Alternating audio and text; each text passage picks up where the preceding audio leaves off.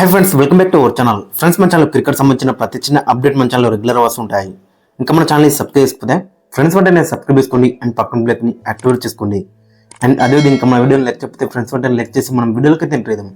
Friends తప్పకుండా like చేయండి. Like చేస్తే మన వీడియో మార్కెట్కి ఫాస్ట్ రీచ్ అవుతుంది. ఇక పెర్త్లో జరుగుతున్న ఆస్ట్రేలియాతో మొదటి టెస్టులో మన టీమిండియా 295 పరుగుల తేడాతోనైతే గెలిచింది. మరి మ్యాచ్ విన్ అని చెప్పుకోవచ్చు. అక్కడ చూసుకుంటే మరి no Rohit Sharma, no Shubman Gill, no Mohammed Shami and ఇద్దరు డెబ్యూటెంట్స్ అండ్ నెంబర్ 3లో కొత్త ప్లేయర్ అండ్ ఓపెనింగ్ లో కూడా కొంచెం సమస్య అయితే మనకు ఉంది. సో కాబట్టి అన్ని డిపార్ట్మెంట్లో కూడా మనకైతే కొన్ని ప్రాబ్లమ్స్ అయితే ఉన్నాయి. బట్ అక్కడ రిజల్ట్ చూసుకుంటే మరి 295 రన్స్ అయితే గెలిచింది, దట్టు పెర్త్ స్టేడియంలో.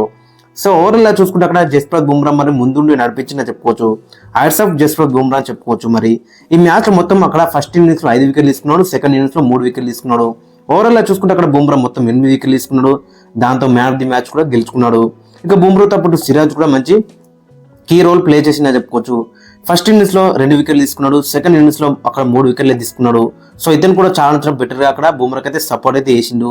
ఇక హర్షిత్ రాణా మరో డెబ్యూటెంట్ హర్షిత్ రాణా కూడా చాలా బెటర్ రానిచ్చిండు. ఫస్ట్ ఇన్నింగ్స్ లో 3 వికెట్లు తీసుకున్నాడు, సెకండ్ ఇన్నింగ్స్ లో కూడా ఆ లాస్ట్ వికెట్ అయితే తీసి అక్కడ మంచి విజయాన్ని అందించిండు టీమిండియాకి.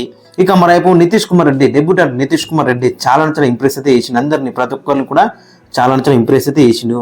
ఫస్ట్ ఇన్నింగ్స్ లో మరి అందరి దగ్గర నుంచి కూడా మరి అక్కడ డిసప్పాయింట్మెంట్ కనబడతాయి. But Nitish Kumar Reddy highest run scorer అని చెప్పుకోవచ్చు మన టీమిండియాకి. మన టీమిండియా 150 అయితే ఆల్అౌట్ అయింది ఫస్ట్ ఇన్నింగ్స్ లో. బట్ నితీష్ కుమార్ రెడ్డి ఒక్కడక్కడ 41 అయితే కొట్టిండు. ఆ 41 గిట్ట లేకపోతే మాత్రం సైకలాజికల్ గా మన టీంకి అయితే చాలా ప్రెజర్ అయితే ఉండేది.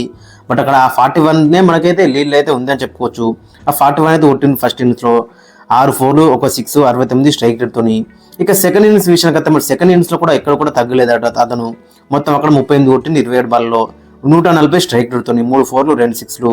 ఇక బౌలింగ్ లో కూడా తన మొట్టమొదటి వికెట్ తీసుకున్న అక్కడ మిచెల్ మార్ష్ అయితే. సో ఓవరాల్ అటు బ్యాటింగ్ తో పాటు బౌలింగ్ లో కూడా మంచి కాంట్రిబ్యూషన్ అయితే ఇచ్చింది అక్కడ నితీష్ కుమార్ రెడ్డి. సో నితీష్ కుమార్ రెడ్డి మరి రాబోయే మ్యాచ్ లో కూడా ఇదే పర్ఫార్మెన్స్ ని కంటిన్యూ చేస్తే మాత్రం మంచి ఫ్యూచర్ అయితే ఉంటుంది ఇతనికైతే. మరి చూడాలి మరి ఏ విధంగా గ్రాప్ చేస్తుంటారో చూడాలి. మరి డెబ్యూ మ్యాచ్ లో మాత్రం చాలా బెటర్ గా రానిచ్చిండు. ఇక ఈ మ్యాచ్ లో మనం మెయిన్ గా చూడాల్సింది కంబ్యాక్. మరి కంబ్యాక్ అంటే మామూలు కంబ్యాక్ కాదు. ఫస్ట్ ఇన్నింగ్స్ లో 150కి ఆల్అౌట్ అయిన తర్వాత మరి సెకండ్ ఇన్నింగ్స్ లో అక్కడ మనోళ్ళు ఎన్ని కొట్టిళ్ళు 487 అయితే కొట్టిళ్ళు 6 వికెట్ల నష్టానికి.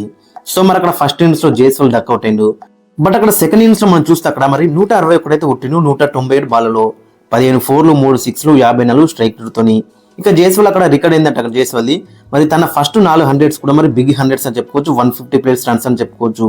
సో ఇది రికార్డ్ అని చెప్పుకోవచ్చు మరి అక్కడ జైస్వాల్ దగ్గర నుంచి అయితే. ఇక మరో ఓపెనర్ వచ్చేసి అక్కడ కేఎల్ రాహుల్. మరి కేఎల్ రాహుల్ ఫస్ట్ ఇన్నింగ్స్ లో కూడా చాలా బెటర్ రాణించింది. అక్కడ ఫస్ట్ ఇన్నింగ్స్ లో 26 అయితే కొట్టిండు 74 బాల్స్ లో. బట్ సెకండ్ ఇన్నింగ్స్ లో ఇంకా మంచిగా రాణించింది. అక్కడ ఎన్ని కొట్టిండు అక్కడ 77 అయితే కొట్టిండు 176 బాల్స్ లో. ఇక కేఎల్ రాహుల్ కూడా మరి మంచి కంబ్యాక్ చేసిందని చెప్పుకోవచ్చు. గత టెస్ట్ సిరీస్ లో న్యూజిలాండ్ తో జరిగిన టెస్ట్ సిరీస్ లో మరి ఫస్ట్ మ్యాచ్ ఆడిండు, ఆ తర్వాత ఇతను అయితే డ్రాప్ చేసిండు. బట్ ఆస్ట్రేలియాలో మరి మళ్ళీ నేర్పించుకున్నాడు అక్కడ class is permanent and form is temporary అని. సో మళ్ళీ అదే మనకైతే కనబడ్డది. ఇక కేఎల్ రాహుల్ మరి అక్కడ రోహిత్ శర్మ వస్తే మరి నెంబర్ 3 ఆడే ఛాన్స్ అయితే మనకి ఎక్కువ కనబడుతుంది. ఇక దేవదత్ పడికల్ కూడా మరి డీసెంట్ కంట్రిబ్యూషన్ అయితే చేసిండు మరి అక్కడ నెంబర్ 3 వచ్చి. సెకండ్ ఇన్నింగ్స్ లో క్రూషల్ 25 రన్స్ అయితే స్కోర్ చేసిండు. ఇక ఫస్ట్ ఇన్నింగ్స్ లో కూడా కొంచెం డిసప్పాయింట్ చేసిండు. ఇక నెంబర్ 4 లో వచ్చిన విరాట్ కోహ్లీ మరి అక్కడ 100 అయితే స్కోర్ చేసిండు, 81st 100 అని చెప్పుకోవచ్చు. అక్కడ విరాట్ కోహ్లీకి ఇంటర్నేషనల్ మొత్తం అక్కడ అన్ని ఫార్మాట్ లో కలిపి 100 కొట్టిండు 143 బాల్స్. క్విక్ టైమ్ లో వచ్చిందని చెప్పుకోవచ్చు. అక్కడ 8 4 2 6 69 స్ట్రైక్ రేట్ తోని.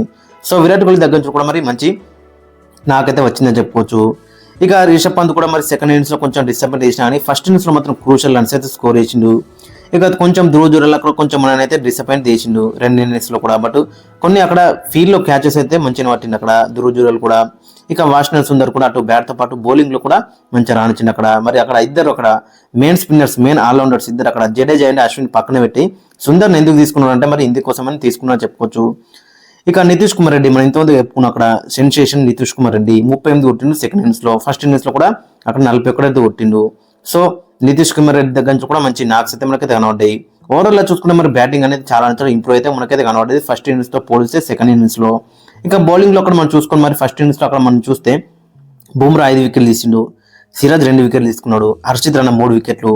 సో మన ముగ్గురు ఫాస్ట్ బౌలర్స్ కూడా అక్కడ మరి 10 వికెట్లు తీసి ఫస్ట్ ఇన్నింగ్స్ లో. జస్ట్ అక్కడ ఆస్ట్రేలియా ఎంత ఆల్అౌట్ చేసిళ్ళు 104 అయితే ఆల్అౌట్ అయితే చేసిళ్ళు. ఇక సెకండ్ ఇన్నింగ్స్ అక్కడ బుమ్రా మరి అక్కడ 3 వికెట్లు తీసుకున్నాడు, మహమ్మద్ సిరాజ్ అక్కడ 3 వికెట్లు తీసుకున్నాడు, హర్షిత్ రాణా 1 వికెట్ తీసుకున్నాడు, వాషింగ్టన్ సుందర్ 2 వికెట్లు అండ్ నితీష్ కుమార్ రెడ్డి 1 వికెట్ తీసిండు. ఇక సెకండ్ ఇన్నింగ్స్ లో ఆస్ట్రేలియా అక్కడ 238 అయితే ఆల్అౌట్ అయితే చేసిళ్ళు. దీంతో మన టీమిండియా మరి అక్కడ 295 పరుగుల తేడాతోనైతే గెలిచింది. దీంతో మరి సేన కంట్రీస్ లో మనకి ఇదే బిగ్గెస్ట్ విక్టరీ అని చెప్పుకోవచ్చు అక్కడ. ఇంకా బుమ్రా కూడా మరి కెప్టెన్ గా ఫస్ట్ విక్టరీ అని చెప్పుకోవచ్చు. సో ఓవరాల్ గా చూసుకుంటే మరి అన్ని డిపార్ట్మెంట్ కూడా మనకైతే స్ట్రాంగ్ గా కనబడుతుంది. ఇక మనం ఐసీసీ WTC ఫైనల్ కి వెళ్ళాలంటే ఇంకొక 3 మ్యాచ్లు గెలిస్తే మాత్రం చాలా బెటర్ అయితే ఉంటుంది. ఇంకా 4 మ్యాచ్లు అయితే మిగిలి ఉన్నాయి మరి ఈ BGTలో. సో ఈ 4 మ్యాచ్లో ఒక 3 మ్యాచ్లు గెలిచినాకో మనకి చాలా హై ఛాన్సెస్ అయితే మనకైతే కనబడుతున్నాయి. అక్కడ న్యూజిలాండ్ లో మరి 3-3 లేదా 2 మ్యాచ్లు గెలిచినని మనకి చాలా అడ్వాంటేజ్ అయితే ఉండేది. బట్ అక్కడ ఆ సిరీస్ అయితే ఓడిపోయినాం 3-3. సో కాబట్టి మరి ఇక్కడ ఇంకా 4 మ్యాచ్లో 3 గెలిస్తే మనకి చాలా అడ్వాంటేజ్ అయితే ఉంటుంది మరి మరోసారి WTC ఫైనల్ కి వెళ్ళడానికి. ఫ్రెండ్స్ ఓవరాల్ చూసుకుని మరి ఇదే అండ్ మీ యొక్క ఒపీనియన్ కూడా కింద కామెంట్స్ అయితే మెన్షన్. మరి ఈ మ్యాచ్ గురించి మీరేమనుకుంటున్నారు?